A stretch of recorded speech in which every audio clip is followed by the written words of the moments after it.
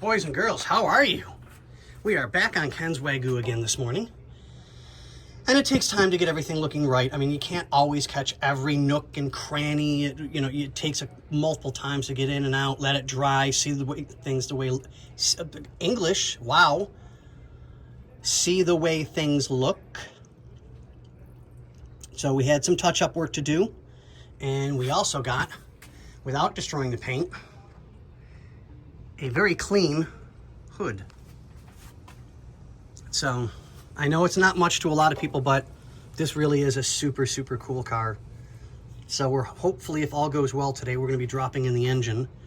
We hope, if not, it's scheduled for tomorrow after another job coming in that we already promised somebody else that time slot. We just keep running into, we didn't have this or whatever the case may have been, but we got you, Ken, you know that. So, but on that note, ladies and gentlemen, boys and girls, people of, God, that's just so beautiful. Every day. Not a cloud in the sky.